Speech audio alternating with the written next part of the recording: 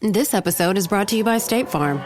From your morning podcast to your afternoon playlist, State Farm knows you personalize your entire day, and that's why State Farm helps you personalize your insurance with the State Farm Personal Price Plan. It offers coverage options that help protect what you care about most at an affordable price just for you. Like a good neighbor, State Farm is there. Prices vary by state. Options selected by customer. Availability and eligibility may vary. The Starbucks Pistachio Cream Cold Brew is back. Silky Pistachio Cream Cold Foam tops our bold, smooth cold brew for a delicious twist on a favorite winter flavor. Savor the day. Order ahead on the Starbucks app.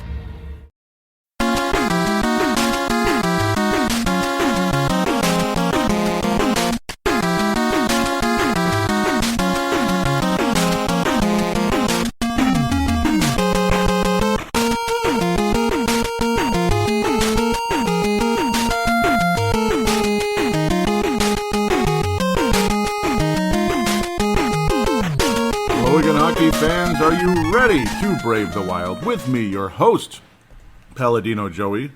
Brave the Wild is available on the sportstuff.com, iTunes, Stitcher, and Double Twist. Back again, once again today, Saturday morning, to talk about Minnesota Wild hockey. The Minnesota Wild go 2-1 this week.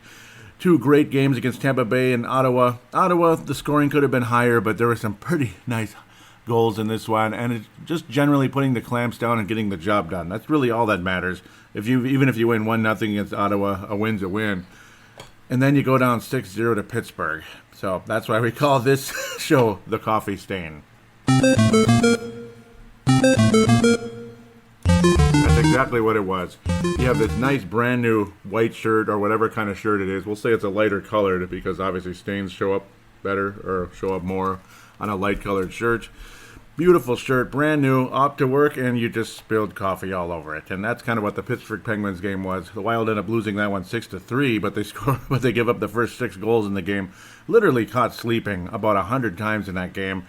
Ryan Suter basically had 2 goals for Pittsburgh, if you know what I mean. His pucks were literally ricocheted off his skate intentionally, particularly Malkin's goal later in the game. Just ricocheted off his skate because he was in a position that was perfect, I guess. They just used him as a as an object to bounce the puck off of. Pretty pathetic, but that's kind of how it goes. Let's enjoy the first couple games, though. After the 5-day bye, and now we jump into the All-Star weekend, so we're going to only preview 2 games. 3 games to review, 2 games to preview. Tampa Bay, January the 20th, Minnesota winning 5-2 over the Tampa Bay Lightning and XL Energy Center. What a beauty. What an absolute beauty indeed. After getting shut out by Vasilevsky in Tampa Bay about a month ago, a masterful job by the Tampa Bay goaltender. This time around, not so much, but it's more of the Minnesota Wild played great. More than Vasilevsky struggled in the game. Yeah, he gave up 4 goals. The 5th one is, of course, an empty netter by Jason Zucker, who has been playing significantly better. Remember, he won the Mike Modano Award last week, and he's on a bit of a goal streak again. Not sure he's going to get the Modano for this show, but overall another solid week by Jason Zucker. You're seeing the aggressiveness, you're seeing the speed, and you're seeing the scoring chances. Marcus Foligno had a masterful goal, a beautiful, beautiful pass by Matt Cullen. Nice job by the 4th line on this play. Tyler Ennis, Matt Cullen getting the assist on this one, but the beautiful pass by Matt Cullen from behind the net, and Foligno with a beautiful wrister. Quick release. That made it 4-1. Jared Spurgeon, a similar kind of type of play, but obviously more of a Spurgeon type of goal, a little further away, and had that rifle wrister shot from the little guy. 6th goal of the season on the power play to open things up. Zach Parise would finally score his first goal of the season, a tip-in off of Ryan Suter's shot. Stahl would also add an assist, but it was so fun, so nice to see a 2-0 lead over Tampa Bay, but you figured, Tampa's going to come back. And, of course, this was Hockey Day Minnesota, so that means Nate Prosser is going to score again, just like he did last year, and this was a beauty. Just barely got it past Vasilevsky, his 2nd goal of the season. Eriksson Ek and Kyle Rao in his first NHL game. Well, actually, no. He played a few games with Florida. As you remember, he was a 3rd-round pick with the Florida Panthers. He's now 24 years old, and, of course, having a nice season with the Iowa Wild. A kind of semi-surprise call-up for Kyle Rao because Chris Stewart and Tyler Ennis sometimes get scratched, and Marcus Foligno, who's been playing significantly better. So you figure give Kyle Rau a chance because Stewart hasn't been playing that well, and of course Nino Niederreiter's still out. So it's that type of situation. Unfortunately, you're going to see a couple guys getting sent down as Nino Niederreiter will return more than likely after the All-Star break here. Eric Staal, of course, officially selected to the All-Star game, the only Minnesota Wild player going. And I'm glad it's not Devan Dubnyk because we know what happened last year. It wasn't the only reason he struggled, but it certainly didn't help because you're literally facing a firing squad, 3-on-3, basically up and down the ice, getting shot at every couple seconds. That was no fun. But Kyle Rau getting his first assist with the Wild, again, getting a few games with Florida before eventually he ends up getting let go and sent to free agency, and the Wild were able to pick him up this summer to either be a fourth-line Minnesota Wild player or top-line Iowa Wild or top-six Iowa Wild player. And he's done a good job down there other than getting injured early in the season, starting things out slowly. Brayden Point finally put Tampa Bay on the board. And then, of course, Marcus Foligno with that beauty. I think that was my favorite goal of the game, to be quite honest, was the Marcus Foligno goalie. Vasilevsky was just kind of caught staring like, you got to be kidding. Brayden Point getting multiple goals in the game, a power play goal to kind of get Tampa back in it. 4-2 game with about 10 minutes, or no, more than that, more like 15 minutes remaining in the game. So it's like Tampa Bay still within striking distance. But Devan Dubnyk, downright spectacular the whole night. Brayden Point, Devan Dubnyk was definitely fighting this goal at first, thought he was interfered with, but it turned out he really wasn't. I mean, he wasn't touched. It looked like he was. And then you go from the bird's eye view, and he really never was touched. He was just screened, basically. And the Tampa Bay Lightning end up making it 4-2. But before that, Devan Dubnyk, downright spectacular. One energy type of block after another. Great saves by Devan Dubnyk throughout the night. Certainly not a harbinger for what was to come in Pittsburgh, but that's kind of how the Wild have been. I was thinking of, is this a roller coaster or more of a coffee stain? And I'll say the Pittsburgh Penguins is a coffee stain because the Wild have been playing significantly better, but geez, 6-0. So I guess you're thinking about the All-Star break a little early there. Pittsburgh Penguins had been struggling, and they came in that one and looked like, they didn't look like the Penguins, they looked like the 80s Oilers. And as good as the Penguins have been, and as good of a team as that is, and they've kind of struggled a bit this year. Maybe they're a little too happy with themselves after 2 straight Stanley Cups. But, yeesh, that was, they were getting tic-tac-toed time and again. And, of course, I'm almost making that the feature presentation after the Wild beat Tampa 5-2. So my apologies there. A very fun total team effort by the Wild. All the way from Eric Staal all the way down to the fourth line. And, of course, Devan Dubnyk in that great overall night for the Minnesota Wild. Can't really complain about a whole lot with a 5-2 win against Tampa Bay, who's struggling a teeny tiny bit of late, but good teams struggle sometimes as well. You're never going to have a perfect season or anything, or like an almost perfect season. January the 22nd, Monday, January the 22nd, Minnesota beats Ottawa 3-1 in what was a very entertaining hockey game for the most part. Alex Stalock got to get in net again. It had been a little while since he'd been in net. But overall, you saw one spectacular play between Granlund and Matt Dumba. That was actually the first or the third goal of the game for the Wild, but it was certainly the highlight of the night. As literally Dumba and Granlund skated side by side and just went right past Erik Karlsson, which was quite a shocker. Erik Karlsson's looked on as pretty much the best defenseman in the NHL, skill-wise, and all the above. Just an unbelievable defenseman. And, yeah, Dumba and Granlund went right past him and then did the old give and go. Granlund to Dumba, Dumba back to Granlund, and he just put it past Condon, who's struggled this year, but obviously has a bright future, and he has a lot of skill, and he had a pretty damn good game, to be quite honest. Unfortunately, he did give up that third goal, so that hurt his goals against average a bit, but almost 92% save percentage as he faced 36 shots on a very aggressive Minnesota Wild team here. It was an overall very strong game for Joel Eriksson, who had chance after chance after chance. He won every face-off as well, 100% of his face-offs, as he'll be talked about a bit more in the second segment. Pavel Bunia writing a pretty nice article and posted it on Minnesota Wild Hardcore. Of course, Pavel Bunia, it's a name you hear quite a bit from MNW players. A Facebook page and, of course, a website out there where we cover everything from the top line of the Wild all the way down to the fourth line of the ECHL team or the KHL or whatever it is when it comes to Minnesota Wild prospects. Minnesota Wild players and Minnesota Wild prospects. Nice piece about Joel Eriksson, how Pavel Bunia definitely wanting to see Joel Eriksson get more of a green light offensively. He's been playing a very defensive role, but a spectacular game against the Ottawa Senators. Wow, 7 shots on goal. Unfortunately, could not get anything past, and he was very aggressive throughout the night. Some really nice chances, but Condon was outstanding. Kyle Rowell, certainly a quieter night, but he was still a factor, and he's showing some of that speed that he had with the Gophers years ago. An overall fun game. Charlie Coyle would get some chances here and there, but never got anything officially on net, but he was great in the face-off circle. Koivu struggled there a teeny bit, but of course he's gonna when he's there every second pretty much. Mikael Granlund ending up with a goal and an assist in the game. Koivu had some really, really nice chances in this game as well. Unfortunately, couldn't capitalize.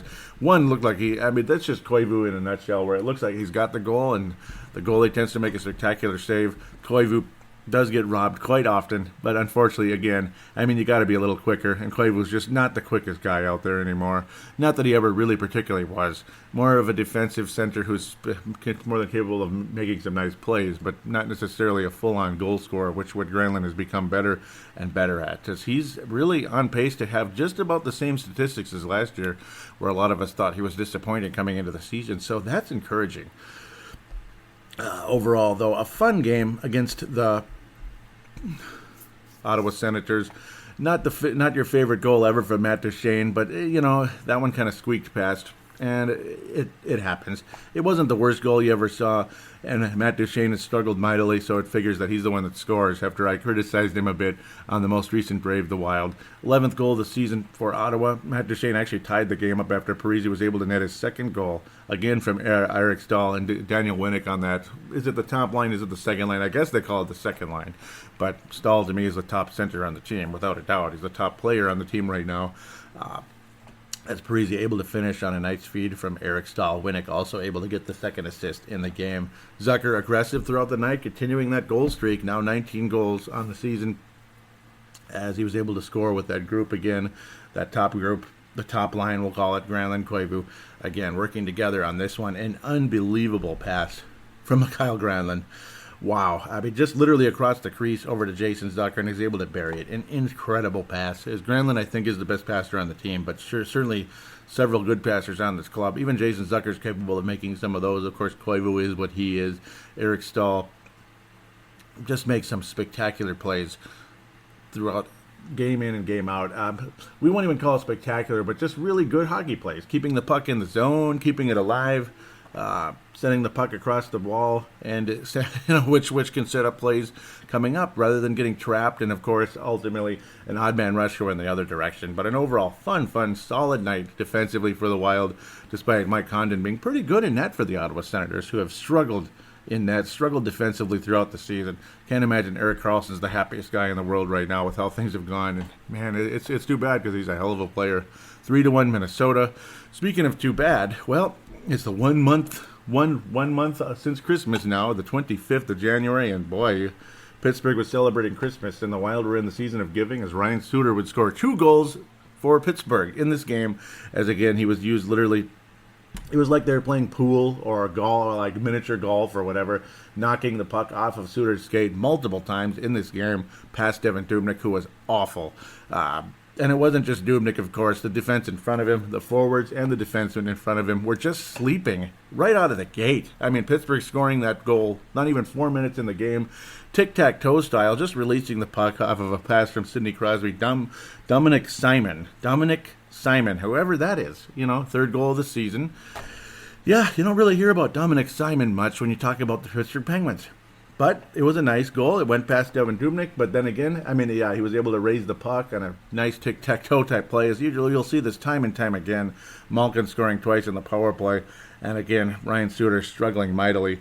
Dominic Simon had an unassisted goal later on to make it 6-0. Just a disgusting overall performance from the Wild. Again, the forwards and the defensemen caught sleeping time and time again. Already in the All-Star break, already in Miami, Hawaii, or just a staycation, whatever it is, during the All-Star break, as the Wild will not play again until Tuesday, the 30th of January against the Columbus Blue Jackets. Oh, goody. That's like the other Penguins right now. Kind of. They're still pretty damn good, that's for sure. They certainly have depth, and the Penguins definitely have that. Their bottom line's still capable of scoring, and they just rolled past the Wild throughout this game. A 6-0 nightmare. Then Eric Stahl finally got something going. Granlund with a solid play. Zucker managed to keep his point streak alive. He didn't score in the game, and Brodin able to add his 5th goal of the season. With still a decent amount of time left, as the Wild would have an awesome third period after the Penguins scored 2 more goals to make it 6-0. After, again, the second goal by Malkin, again, right off of Suter's skate. Just, you got to be kidding. Of course, Dubnyk replaced after the 4th goal. That was by Brian Dumoulin, 3rd goal of the season. A couple of guys, Carl Hagelin, only his 4th goal. But again, some of these guys are defensemen. That's one of the reasons why the goals numbers are so low. And also other players being called up because of this and that. Didn't see a whole lot of Jake Gensel in this one, that's for sure. Penguins, Jake Gensel's definitely struggled, and he's missed some time during this season. Ultimately, Gensel not in this game at all. Actually, he was, but you didn't see him a whole lot. He brought way down to the 4th line, and second lowest forward in terms of time on ice in the game. Not even 11 minutes on ice. Jake Gensel definitely much quieter now after a nice, promising start to his career. But still, I'm sure he'll get caught up again. As of course that tends to happen in hockey. You get the nice burst early on, and then you really, really quiet down, kind of like Joel Eriksson who hasn't scored since the season opener. And remember last year he scored early and often for the Wild, and then eventually went back to Sweden, and then came to Iowa at the end of the year. Played with Minnesota for a teeny tiny bit. And, he hasn't been much of a scorer in the league. But, again, a wonderful game against Ottawa. Certainly didn't play so well against the Penguins. And believe it or not, this would be his last game with the Minnesota Wild for now, as Joel Eriksson and Kyle Rau have been sent down to Iowa. So, Kyle Rau back to Iowa, unfortunately, and Joel Eriksson down to Iowa as well. I don't know if it's because they're trying to get him to get that scoring touch going. But, again, Pavel Bunet will tell you, they're not really setting him up for that. They're pretty much putting him in a defensive role.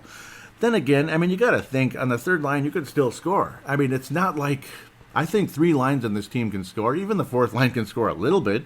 But, when you have guys like Charlie Coyle, Zach Parise, or is it Foligno, or whoever, because it does tend to change around back and forth. Kyle Rau, I suppose, as he played with Joel Eriksson, but down they go back to Iowa, where Joel Eriksson has been downright fantastic scoring there. He's got to be the top player on the team pretty much when he's on the Iowa Wild. Him and other than Cal O'Reilly and O'Connor down there with the Iowa Wild. Those guys are career minor leaguers, so you're not expecting a whole lot of great things from them at the NHL level. They'll be lucky to be on the 4th line, unfortunately. God forbid, cups of coffee here and there when players are injured, or maybe you're really, really super frustrated with somebody and send them down. But that's kind of how things go there. So let's wrap up this segment a bit here with the Mike Modano and James Shepard Memorial. Mike Modano Award for this show, it's kind of tough. Is it Eric Stahl for making the All-Star team? Is it Zucker for continuing the point streak? Or is it Granlund just for being outstanding pretty much most of the week? I'm going to give it to Mikael Granlund. That was a spectacular play with Dumba. An overall icky game for just about everybody. Brodin and Dumba were on the ice for a lot of the Pittsburgh goals, and it seemed like they were completely out of position. Suter was terrible in the Pittsburgh game as well. Again, just in the wrong place, wrong time. Sometimes it's bad luck, but eventually it gets to a point where it happens too often for it to be bad luck. So unfortunately, Ryan Suter's going to pick up the James Shepard Memorial for this episode. That might be a little jerky on my part, but I'm going to have to give it to him because Suter, it's just, I don't know. You're not seeing what you want to see out of him sometimes. And again, whenever the Wild stink, he's one of the reasons they stink. And he's one of the main reasons they stink. And that's what kind of happened in this Pittsburgh game. Of course, you could say it's the whole team just kind of was caught sleeping. And not a good homecoming for Matt Cullen, even though he's from here, but a return to Pittsburgh after 2 Stanley Cup seasons with the Penguins. Not the kind of return he wanted to see. Yuck for that Minnesota Wild 4th line with Tyler Ennis and Daniel Winnick in this game. So, yes. Actually, it was Foligno. No, it was Ennis and Foligno. Winnick has been up with Stahl and Parise most of the time, but occasionally sees some 4th line or some penalty kill minutes as well. But certainly not as many minutes as Parise and Stahl on the power play or penalty kill on occasion. So, that pretty much would wrap up this segment. A 2-1 week. Not bad. It's just it finished really awful. And it was disheartening. Very disheartening. They spilled coffee all over their brand new shirt. They're just about ready to go to work. They were going to be on time, maybe even a few minutes early, and feel just good, energy, ready to start the day, and wham. Well, now you're going to probably be a little bit late. You got to change the shirt. You have to probably get the stain out of the damn shirt. I don't know if it's going to come out that easily. That's what the Pittsburgh Penguins game was. The coffee stain. So there it is, segment number 1. We'll be back to preview a couple games and then talk about the prospects in segment number 2.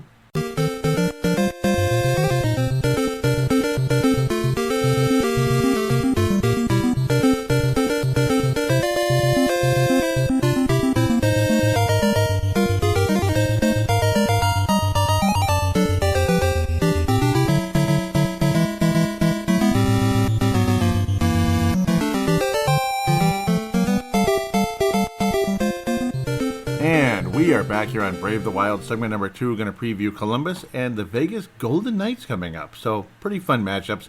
Tuesday, January the 30th, the last game for the month of January. Post All-Star break, hopefully Eric Stahl had played well and got the MVP or something close to it in the game. We'll find out. But Minnesota Wild lost back on the 14th of October, way back at the beginning of the season, practically an entertaining 5-4 loss in Xcel Energy Center. Now the Wild head to Columbus, Ohio. John Tortorella, blah, blah, blah. Bleep this reporter, bleep that reporter. I know what I'm bleeping doing. Bleep you, bleep, bleep, bleep. Yes, that's John Tortorella, and the Columbus Blue Jackets are bleeping good. So this is the rubber match of the two. 5-4 loss last time around as the Minnesota Wild struggled in net early and often this season for the most part, particularly early. I remember Chris Stewart was on a tear very early there. Tyler Ennis had his first goal in the game. Stahl had his third. Tyler Ennis actually had 2 goals in the game.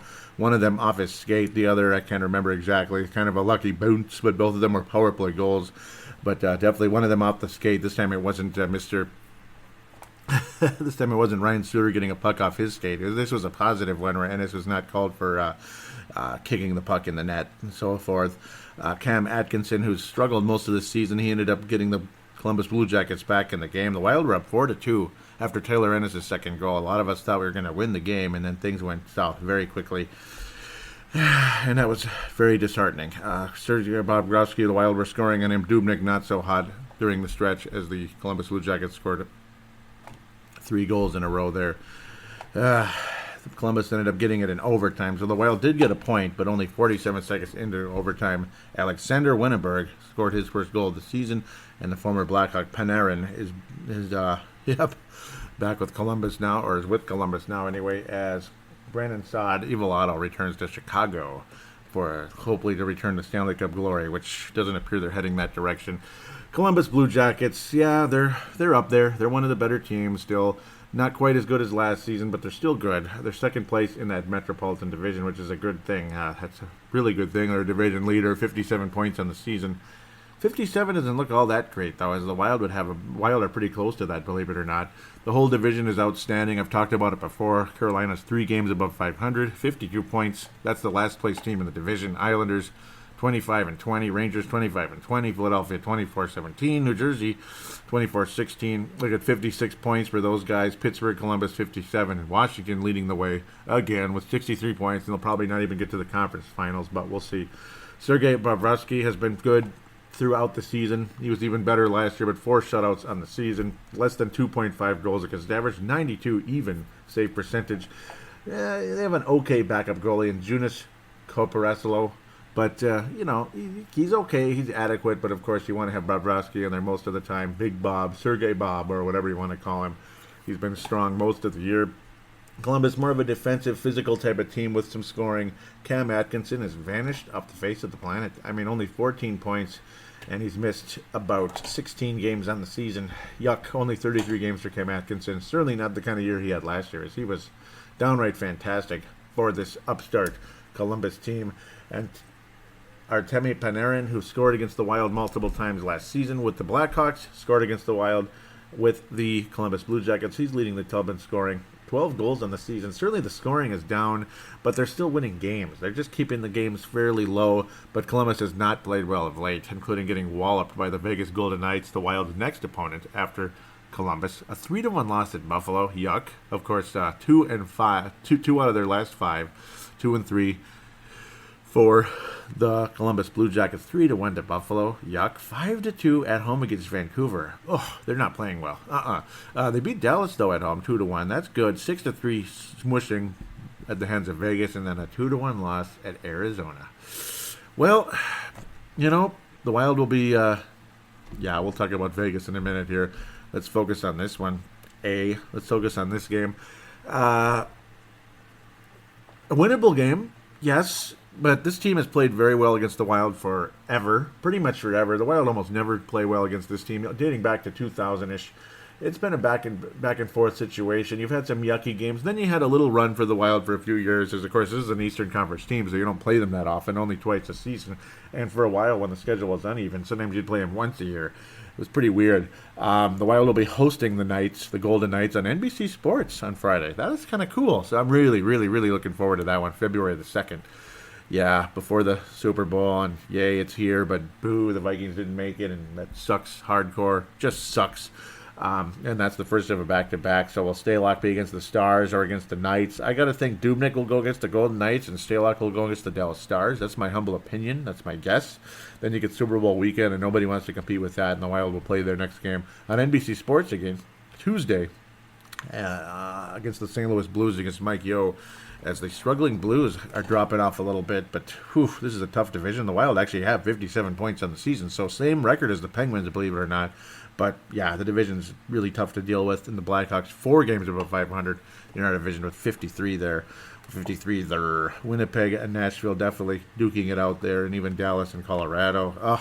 It's too tough. It's going to be a tough time making the playoffs. But if you're going to make the postseason, these are the kind of games you got to win. You got to keep playing strong, keep playing well. Nick Foligno, the older and better version of Marcus Foligno, I guess you could say, 21 points. He's not scored that much. It's just, I don't think the Wild are going to start the season 2-0 against the Golden Knights, and you got to win this one. And I'm hoping and praying and stepping out in good faith that the Minnesota Wild will beat this struggling Columbus team. The Wild were playing a Penguins team that hadn't been playing so well, and then they looked like the Edmonton Oilers in 1988, 1986, 87, whatever it was, 84. They just looked unbelievable. I mean, they looked like the 80s Oilers in that game. Tic-tac-toe, up and down the ice, goal. I mean, what the hell? Like modernized version, because of course the NHL is a bit faster than it was back then.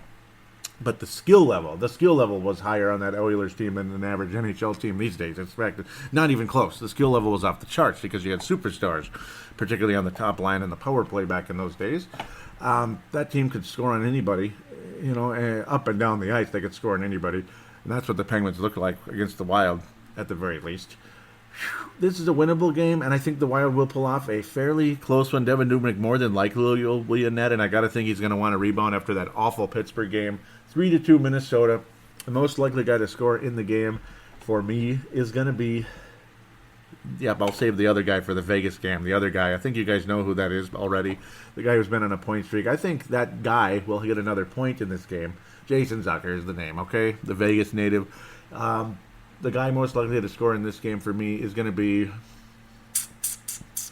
I'm going to go with, I'm debating between Parise and Granlund. I'll go with Granlund. I think he's going to continue his his good play, and of course that line's been playing great. I think Zucker and Koivu will get an assist on that one. I do expect that top line to continue to score. In Columbus, a 3-2 victory. The Wild will have a solid game against Bobrovsky. Maybe it'll go to OT, shootout, whatever, and the Wild end up with a 3-2 score. But 2 pucks will get past Devin Dubnyk. More than likely, Panarin will get the goal, because it's just anybody with Blackhawks ties tends to score against the Minnesota Wild. It doesn't take a whole lot of rocket science to figure that out. It's just what it is. The Blackhawks own the Wild, and we know it. So, yeah, they pretty much have forever. Well, not forever, but since they started to get better, because they stunk for quite a while when the Wild started off. In fact, we used to kick their butts back in the day because they had guys that were all minor leaguers in that club for the longest time. And we know how things turned out because of those high draft picks. I think we have an idea. Minnesota wins the game, though. 2 points for Minnesota. Minnesota will then host the Vegas Golden Knights for the second time this year. No visit to Vegas just yet, because this is a game that's been advertised all over the place. People excited about this one. NBC Sports. It's going to be fun. And the Vegas Golden Knights are fun. They're an excellent team in the Western Conference. They're third in the NHL in goals, fifth in goals against. Wow, awesome. Power plays only 21st. Penalty kills 13th. Penalty minutes second. So, yes, the Vegas Golden Knights have been outstanding. They've been outstanding without a doubt. Marc-Andre Fleury, less than 2 goals a game. Look at his save percentage. God, if only if he did this for the Pittsburgh Penguins, they would win like 5 cups in a row. I mean, it's unbelievable. Marc-Andre Fleury has stepped up big time, and of course his counterpart Andy Murray, who really helped those Pittsburgh Penguins win those 2 cups, particularly the first one. When Marc-Andre Fleury was frustrated, he went from starter to backup, and things went south hardcore with Marc-Andre Fleury. They put him in a game, and he was just mediocre behind, and Andy Murray would dominate.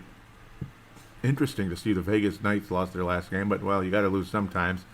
But, yeah, I mean, goals against average 1.77, save percentage over 94, 2 shutouts, and he missed a significant amount of time, but he's now already past Malcolm Subban and Maxime Lagacé, not Manny Lagacé, and Maxime Lagacé, with goals, or with games in net now starts. 18 starts on the season, 12-4 record. Malcolm Subban too, man.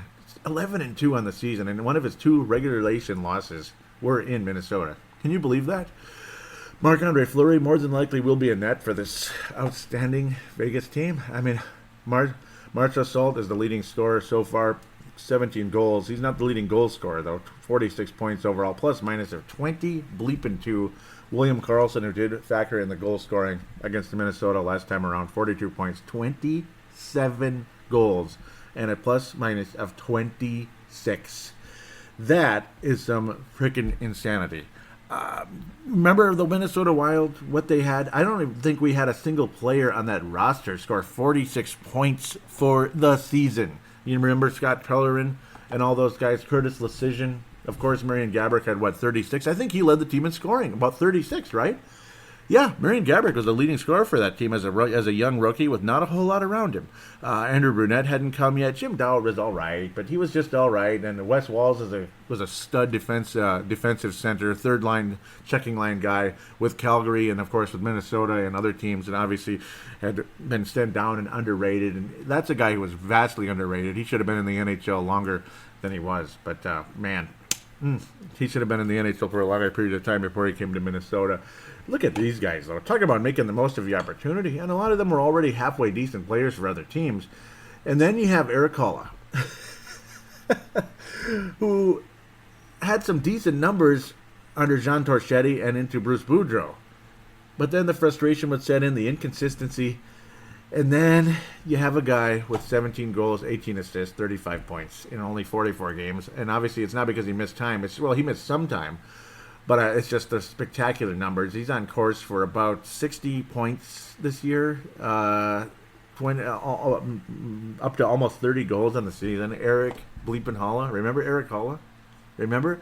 Yeah, and he's been the second-line center for the club most of the time. He's second on the team in faceoffs. That's insane. That's how long he's been on the ice, the minutes.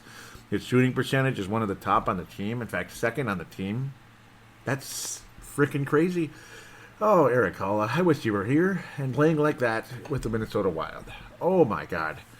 Yeah, and you know what? Dumba has improved, and he was very aggressive against Ottawa. He did wonderful against the Ottawa Senators. He did wonderful against the Tampa Bay Lightning. And just about everybody stunk against Pittsburgh, except maybe Eric Stahl, maybe Granlund. That's about it. But generally speaking, the whole team stunk in that game, so you can't really say anybody was standing out in a positive way. Alex Tuch giving up in that whole situation where we had to protect Matt Dumba. Alex Tuch with 22 points, 9 of those goals for the Vegas Golden Knights. The number 1 team in the Western Conference. They've won 3 out of their last 5. They beat the Tampa Bay Bleepin' Lightning 4-1, lost to Florida on a back-to-back. So that's a situation you can kind of understand. It's a back-to-back, 4-3 loss in Florida for some freaking reason. I don't know why. Florida's just weird. The Florida Panthers, when they're the second team on that back-to-back, they always seem to come up on you. And then Carolina, who's been okay this year, the Golden Knights crushed them on the road 5-1. They crushed the Columbus Blue Jackets a couple nights later. And then 2 nights later, most recently, 2-1 loss to the New York Islanders. Interesting. So Vegas Golden Knights on a massive road trip here. Minnesota Wild right in the middle of it. A 6-game road trip getting started January 30th after the All-Star break. Calgary Flames, and then to Winnipeg, and then to Minnesota, then to Washington, Pittsburgh, and San Jose. Yuck. So this could be a road trip that either brings the Golden Knights down to earth or it makes them the number 1 team in the NHL.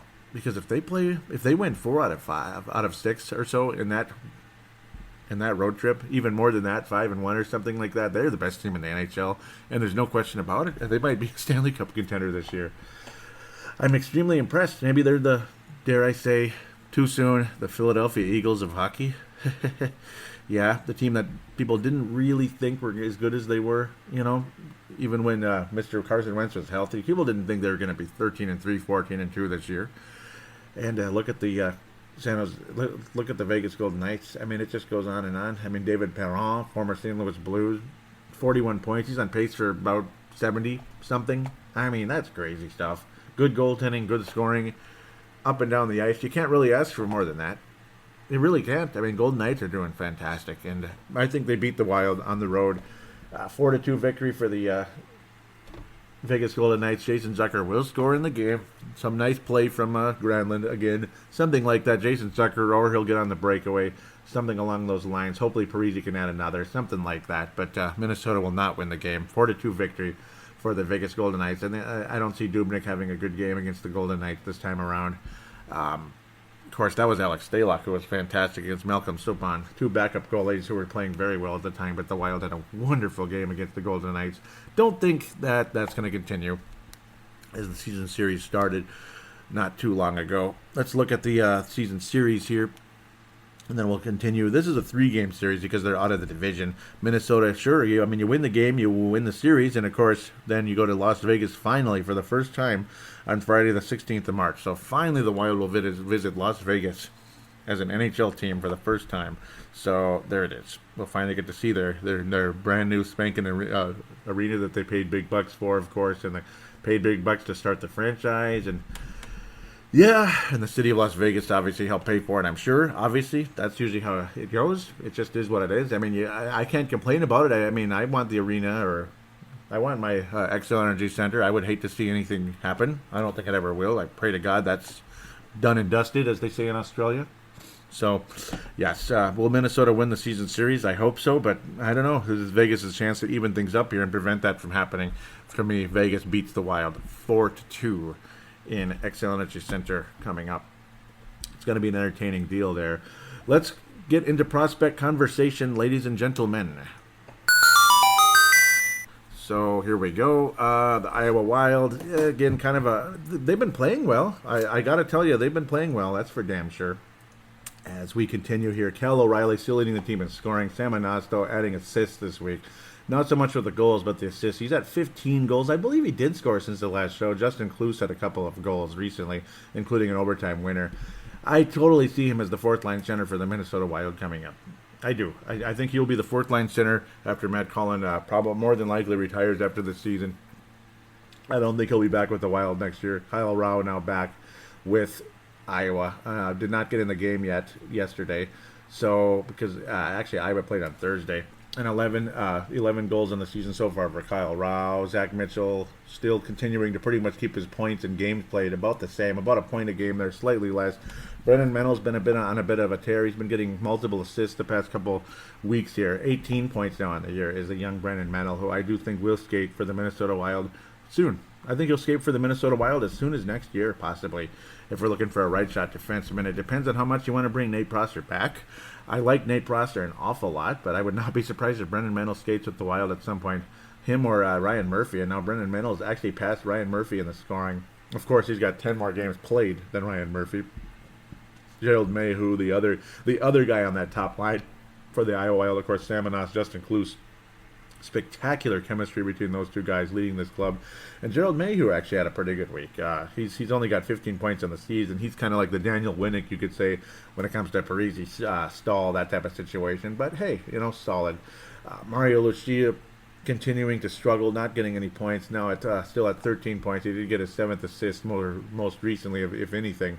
Carson Soucy is now tied Nick Seeler, with his 7th assist during the course of the week. And of course, again, I say of course too much. Yul Eriksson back with Iowa. He's got 7 points on the season in the 7 games he's been down there. And, of course, those are all earlier in the season for the 20-year-old. The only guy younger on the team is Luke Cunnin. The only guy younger other than, of course, Brennan Menell and Yul Eriksson. Of course, every one of those guys will be with the Minnesota Wild at some point. Yul Eriksson and Luke Cunnin, mid-first-round picks, and Brennan Menell, undrafted at this point, of course. Yeah, undrafted out of Woodbury, Minnesota, from St. Thomas University. He's definitely emerged nicely, and Iowa picked him up in the offseason, or should I say Minnesota did, and then put him into Iowa, and he has been a wonderful little story so far. Literally little, kind of like, again, he's taller than Spurgeon, but still not that tall, only 5'11", kind of like Zach Parise. Very solid, though, during the course of the week. Goaltending so far down there. I don't see any goaltender of the future for the Wild necessarily, unless it's Steve Michaelik. Swedberg has been adequate. Pretty much, they're both the same. Swedberg's the only one of the two with a shutout on the season, even though C.J. Motte added a shutout at one point earlier in the year. as most of his ice time has been in the ECHL. Dave Michalek doing a good job, though. Pavel Jennings sent back down, as he did score a goal in one of the 3 games he was with the AHL, the Iowa Wild, sent back down to the ECHL. 2 goals and an assist last night for the Rapid City Rush. Good for him. So he's definitely stepped up once again. I don't know if he's ticked off or what happened. Chase Lang also strong week with the, or strong game with the Rapid City Rush. Had 3 points, also 3 assists in the game. Spectacular for him. 24 points so far on the year for Pavel Jennings, says he's back with the Rapid City Rush again. 24 points in 30 games. 14 of them goals. Good for him. Nice to see Pavel Jennings stepping up. Of course, Chase Lang also taken in that same draft, 2014 in the 6th round. He's also struggled so far, but a big game most recently as he was sent from the AHL down to the ECHL a couple of weeks back, and he had 3 assists last night. He's now got 6 assists on the year for ECHL, 9 points in 11 games. So good for those guys. At least they're stepping up despite getting sent down to the ECHL, which is frustrating, I got to think. But it kind of is what it is. I mean, what do you do? Brandon Duhaime usually tends to get at least 1 assist every game. It seems like lately he's at 17 points. He was taken, remember, last year. Ultimately, 2016, the draft before last year, we'll say in the 4th round. He's at 17 points, 12 of them assists for Providence College as we look into the college players. Jordan Greenway, Boston University scored 8 goals last night, 8. And Jordan Greenway only got 1 assist out of it. He's been playing center, and that's one of the reasons he gets more assists than anything else. He does have 22 points in 25 games, so his numbers definitely on a higher pace than last season. That's the good part, but he only got 1 assist in an 8-goal game. That's kind of depressing. Luis Belpedio did not add any points last night for Miami, who also had a pretty good game as well. No points last night. He's now at 20 in 23 games, as he's been stuck at 20 the last week or so, unfortunately for him. But that just kind of is what it is. The good news is Nick Swaney is back with the Minnesota Duluth Bulldogs, and he had a couple assists last night. He's definitely more of an assist guy than a goal scorer, but he's putting points on the board, and that's good news. And Josh, he's a 7th-round pick, as the Wild may have gotten another good 7th-round pick here. Nick Swaney, out of Lakeville, Minnesota, 20 years old, of course. 15 points in the 18 games he played with Minnesota Duluth. He's missed 3 games with an undisclosed injury, whatever that means. Ivan Ladia, who'd been quiet, and he finally added another goal. He'd been quiet a bit of late, but still more points than games played, and that's good. 20 goals on the season, 51 total points for the Erie Otters. Sokolov, another one, 6-3 victory, and he just got an assist. What the hell is this? Come on, guys.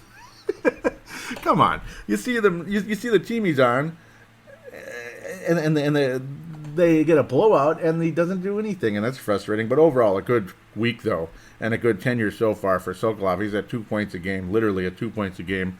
Or, close enough, 13 points in 7 games, because he did not get 2 points last night, and that's what hurt him a little bit. He's been phenomenal with the Barrie Colts. Again, much better than that awful Sudbury Wolves team, and that's who they crushed last night. Jacob Golden, another blowout for the London Knights, and he got an assist. Jacob Golden, again, the Mr. Stay-at-Home defenseman out of Toronto, Ontario. 5th-round pick for the Wild last June. 6 points on the year, so all assists, of course, or at least he's getting something. Again, he's a stay-at-home guy, but again, a solid season for him for the London Knights.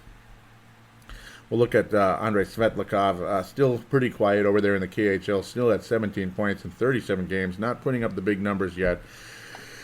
Definitely not as exciting as Kirill Kaprizov, but we talk about him enough. Kirill Kaprizov, obviously, we're sitting and hoping and waiting, hoping he'll continue to, hoping we'll be able to get him here and that we'll continue to have dialogue with him and bring him over to Minnesota one of these days. He will never play for the Iowa Wild. If he's going to be here, it'll be only with Minnesota. 40 points in 46 games, 15 of those goals for CSKA Moscow, who's trying to hold on to him for dear life, unfortunately for us. Gustav Olsson has been the bottom pairing defenseman with Nate Prosser pretty much the last 2 weeks, and I think he's done a good job for the Minnesota Wild also. He's obviously a prospect who's already on the Wild, but we don't talk about him all that much. He's got some nice shots on goal. He's flashed a little bit more the past couple weeks, particularly this last week. I've seen improvement out of Gustav Olsson. He's getting more comfortable in his shoes now at the NHL level. He looks like an NHL defenseman now, but not a whole lot beyond that is Gustav Olsson, I'd have to say.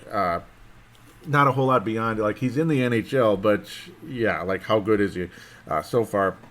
I mean, a plus minus of -1 is not that bad. It's not that good either.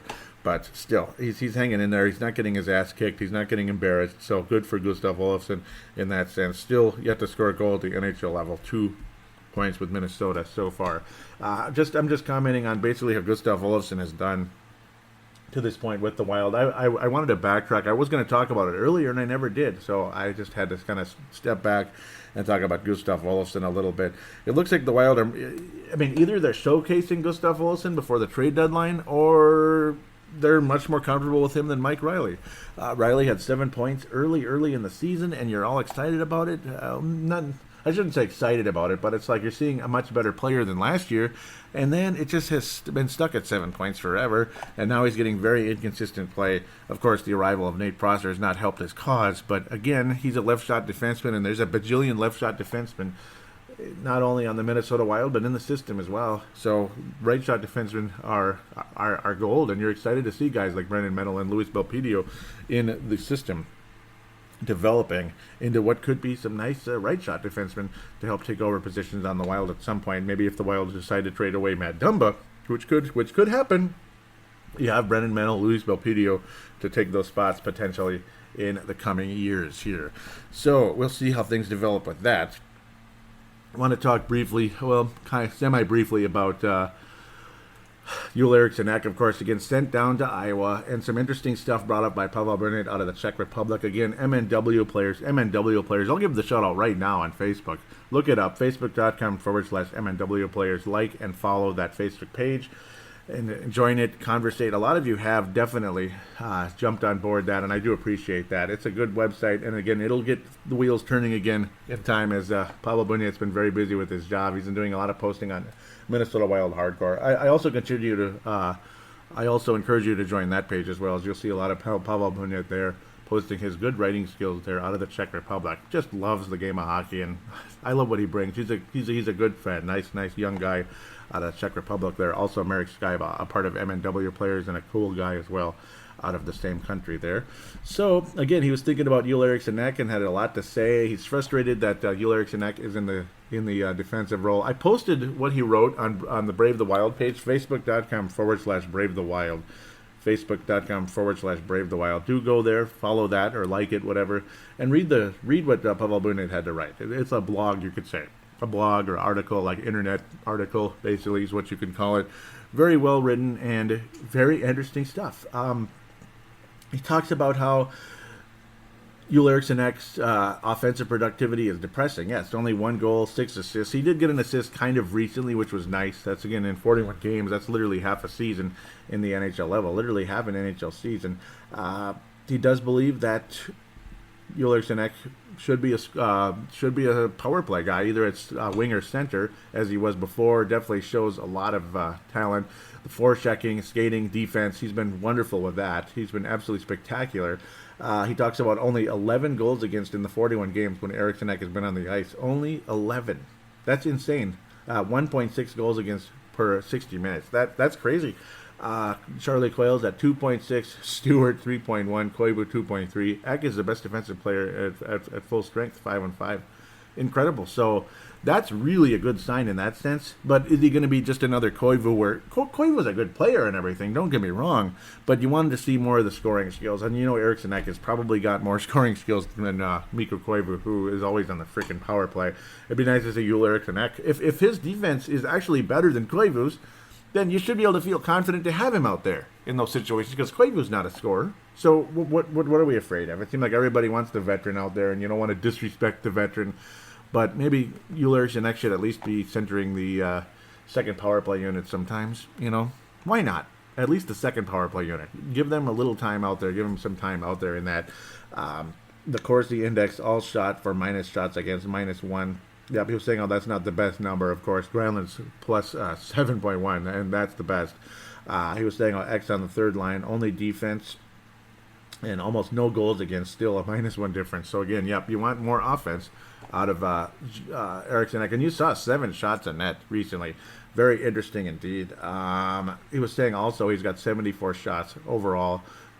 One of the most, he's one of the He's got one of the most shots on goal so far per 60 minutes. Only Stahl, Granlund, and Zucker. Koivu have more than him so far when it comes to per 60 minutes. So interesting. So Eriksson has flashed. He's shown signs. It's just a matter of just get that puck past him. They're not poor chances, and some of it's just spectacular saves, and it's frustrating and heartbreaking. So we'll see what happens. Another sad statistic he does bring up also is how many power plays has Eriksson been on this season? Only one, and only 10 seconds overall in the power play. Yikes. So yeah, major stuff brought up.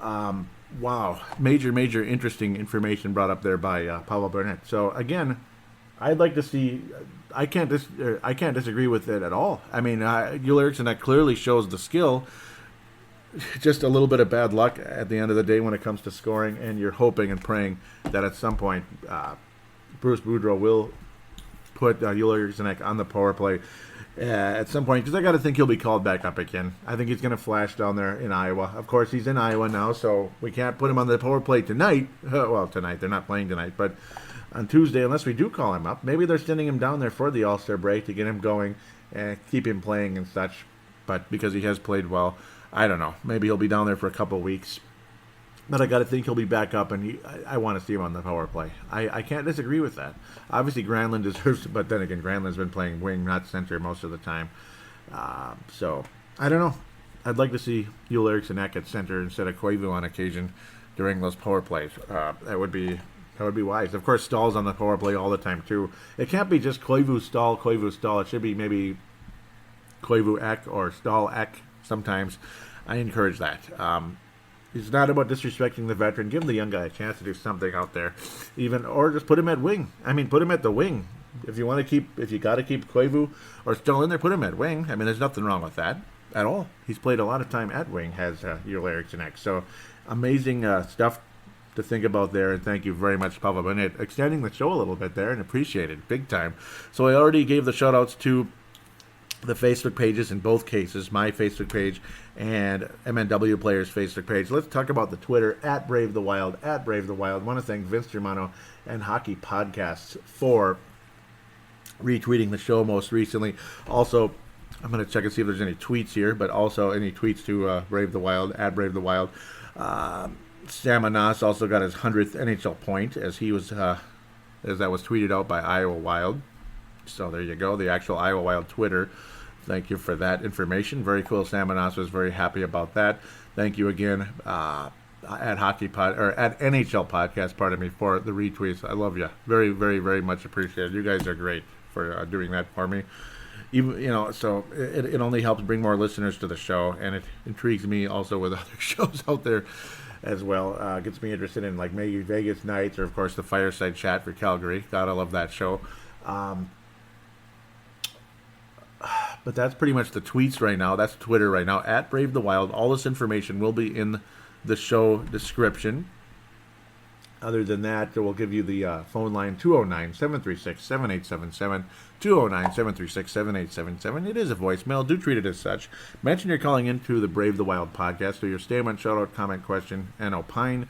It's a 3-minute limit because it is a voicemail. Same thing for the call now button on the Facebook page. It goes to the same number through Facebook Messenger, so it's free regardless where you're from. You don't have to worry about getting charged a cent regardless where you are. As long as you have data or a Wi-Fi connection, you're fine. Ready to rock and roll. And then the final route is audio submission. You use the free voice recorder on your smart device, whatever it is. If it's an iPad, a Samsung Tab, a Samsung Galaxy phone, iPhone, whatever the heck it is, LG, whatever, Android, Apple, Windows.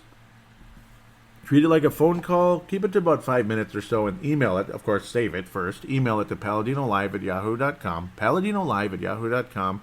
And then I will upload it and convert it into an MP3 file if it isn't already with zombazar.com. And in it goes here in a potential third segment, or just in the second segment with fan interaction, which is always greatly appreciated from anybody out there that would like to include themselves on the Brave the Wild show. Of course, you're welcome to tweet and comment to the Facebook pages mentioned, and of course the Twitter account. Always greatly, greatly appreciated. Thank you in advance. One final thing, please give Brave the Wild a positive rating on iTunes. If you like the show, help me out a little bit.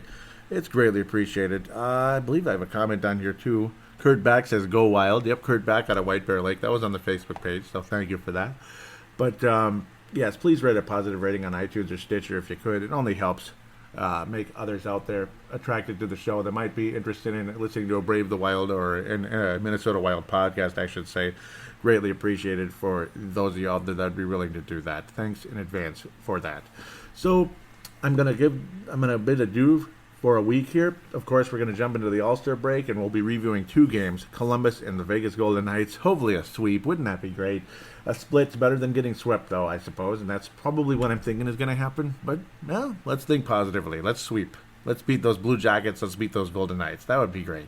So with that, enjoy yourself. If you don't want to watch the All-Star game, I don't blame you. But if you do, okay, cool. Other than that, stay warm, stay cool, whatever it is. It's warm right now, but it's going to dip down a bit, I think, in the next day or two. And, well, if you watch the Pro Bowl, you watch the Pro Bowl as well. Check out the Brave the Wild and, obviously Brave the Wild. Tell your friends about the show. Check out the Timberwolves Explosion and Purple Mafia podcasts if you could. Purple Mafia is Minnesota Vikings. Timberwolves Explosion is Minnesota Timberwolves. Other than that, take care, and we'll be back in a week.